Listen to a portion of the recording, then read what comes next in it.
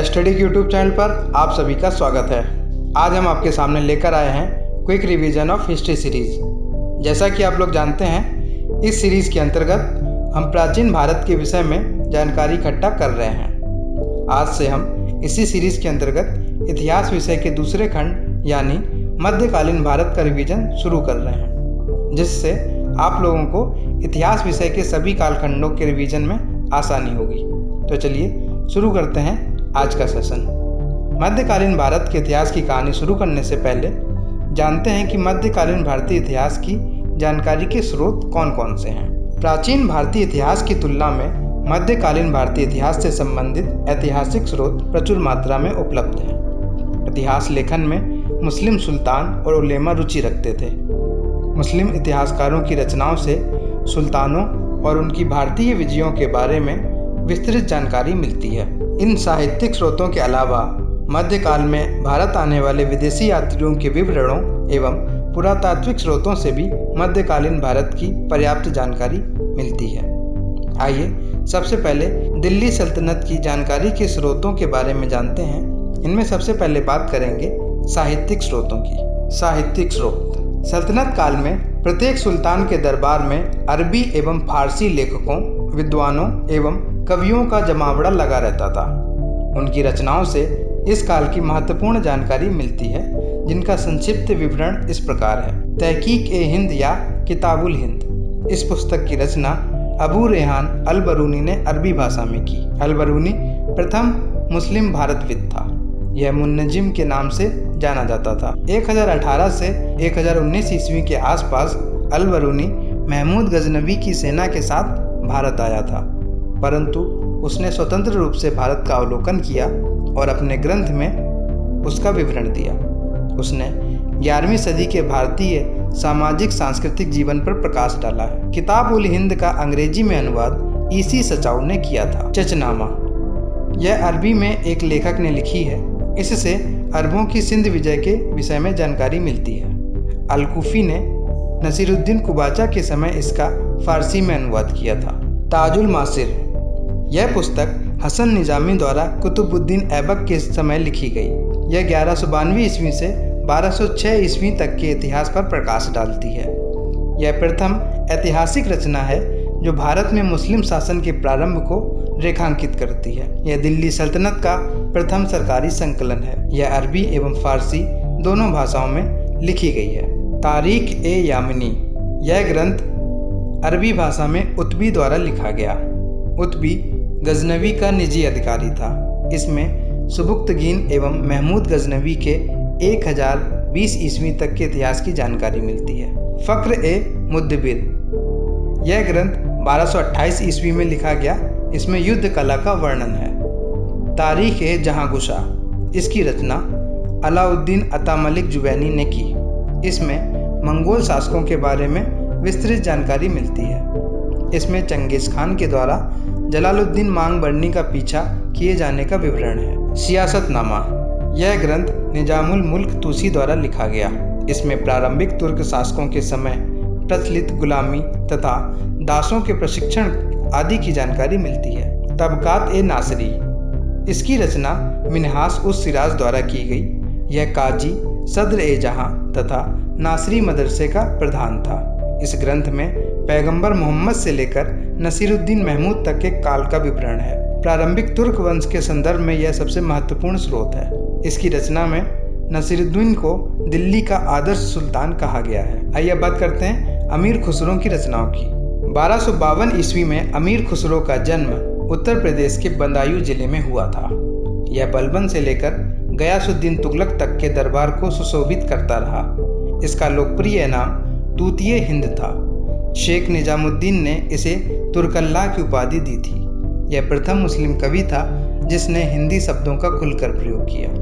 इसकी रचनाएं हैं किरान-उस-सदायन, मिफ्ताह-उल-फुतूह, खजायन-उल-फुतूह, नूह-सिपीहर, देवर रानी खिज्र खान या आशिका, एजाज-ए-खुसरवी, तुगलकनामा। किरान-उस-सदायन में बुगरा खान द्वारा अपने पुत्र कैकूबाद से मिलने की कहानी है।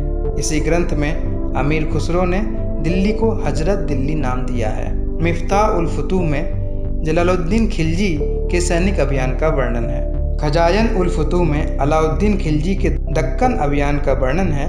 इसमें मंगोल आक्रमण की जानकारी भी मिलती है। इसे तारीख-ए-इलाही भी कहा जाता है।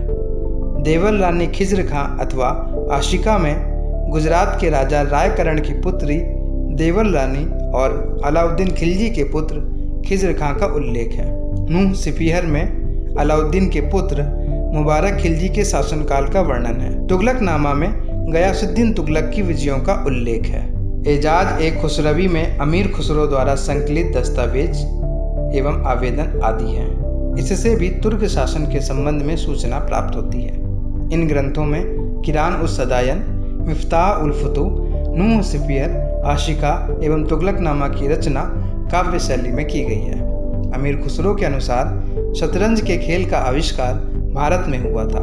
इसका विवरण उसने अपने ग्रंथ खजायन उल फुतूह में दिया है। सीरत-ए-फिरोज शाही, इस ग्रंथ के लेखक का नाम ज्ञात नहीं है। इसकी रचना 1370 ईस्वी में फिरोज तुगलक के समय हुई थी।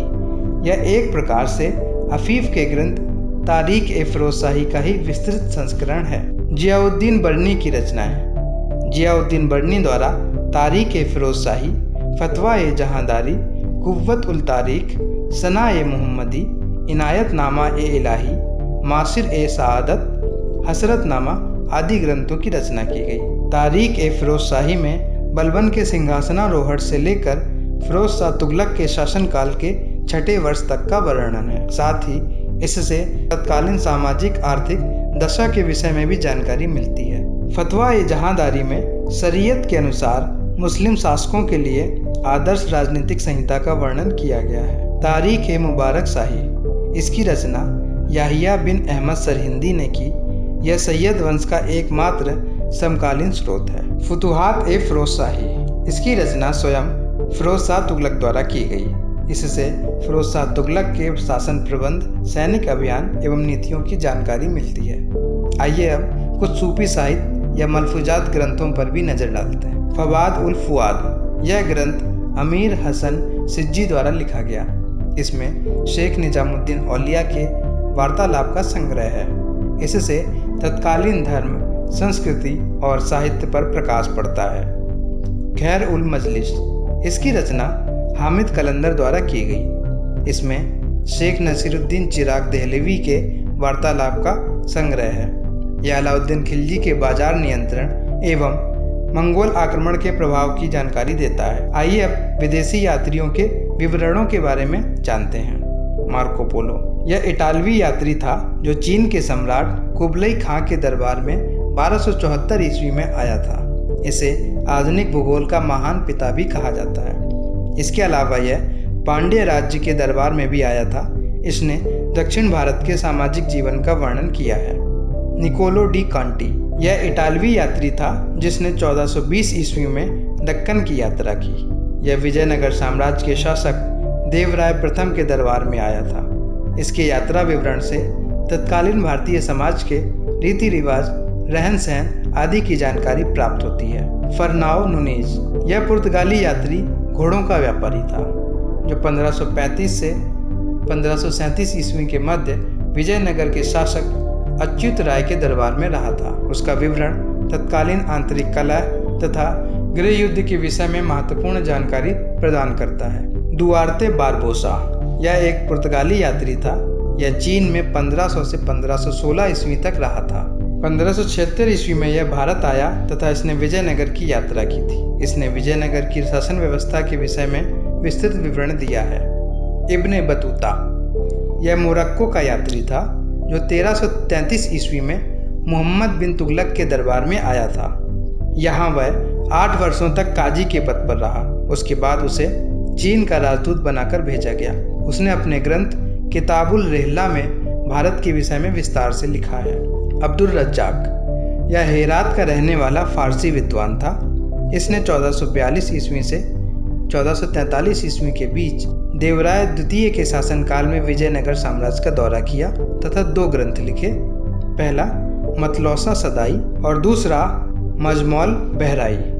ख्वाजा महमूद गवाह, इसके द्वारा रचित रियाज उल इंसा, मनाजिर उल इंसा में पत्रों का संकलन है, जिससे बहमनी साम्राज्य के विषय में सूचना मिलती है। एथनेसियस निकोतीन, यह एक रूसी यात्री था जिसने 1470 ईस्वी के आसपास दक्कन की यात्रा की थी। इसके विवरण से बहमनी दरबार, सेना तथा वहाँ के लोगों के जीवन पर प्रकाश पड़ता है। डोमिंगो पायस, यह एक पुर्तगाली यात्री था जो 1500 से 1502 ईस्वी के आसपास कृष्णदेवराय के शासनकाल में विजयनगर साम्राज्य में आया था।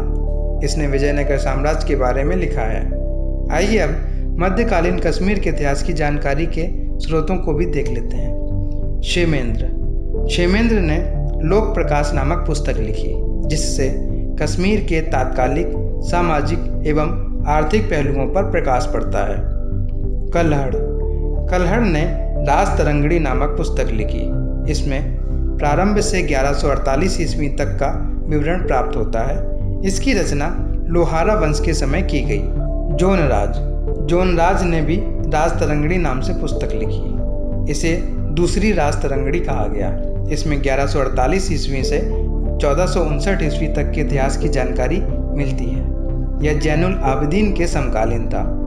श्रीवर की पुस्तक को तीसरी राजतरंगड़ी कहा जाता है। इसमें 1459 से 1486 ईस्वी तक का इतिहास वर्णित है। प्रजाभट्ट एवं सुक, इन्होंने चौथी राजतरंगड़ी लिखी। इसमें 1486 से 1498 ईस्वी तक के इतिहास का विवरण मिलता है। इनके अलावा चंद्रबरदाई के पृथ्वीराज रासो एवं जयानक के पृथ्वीराज विजय से राजस्थान के चौहान वंश के विषय में जानकारी मिलती है। तो इस तरह हमने मध्यकालीन भारत की जानकारी के साहित्यिक स्रोतों के विषय में जाना। आइए अब इस काल के पुरातात्विक स्रोतों पर भी नजर डालते हैं। सल्तनत काल में बनी इमारतें आज भी उस काल के अध्ययन में महत्वपूर्ण भूमिका निभाती हैं। भारत में प्रारंभिक तुर्की शासकों ने हिंदू एवं जैन मंदिरों को नष्ट कर उनकी अवशेष सामग्री से मस्जिदों का निर्माण करवाया। जैसे कुतुबुद्दीन ऐबक द्वारा कुव्वत उल इस्लाम, अढ़ाई दिन का झोपड़ा एवं कुतुब मीनार का निर्माण करवाया गया है, जिससे इंडो इस्लामिक स्थापत्य शैली की जानकारी मिलती है। सल्तनत कालीन अन्य इमारतों में बलबन का लाल महल, अलाउद्दीन खिलजी द्वारा निर्मित अलाई दरवाज़ा, मुबारक शाह खिलजी द्वारा निर्मित उखा मस्जिद, गयासुद्दीन तुगलक का मकबरा, तुगलकाबाद का किला, सिकंदर लोदी का मकबरा एवं मोट की मस्जिद आदि प्रमुख हैं। तो इनसे सल्तनत कालीन इतिहास के विषय में महत्वपूर्ण जानकारी मिलती है। तो आज के सेशन में इतना ही। मिलते हैं नेक्स्ट वीडियो में इसके आगे की कहानी के साथ। तब तक हमारे साथ बने रहें। हिस्ट्री के और अधिक अपडेट्स के लिए हमारे चैनल को लाइक, शेयर और सब्सक्राइब जरूर करें। Thank you.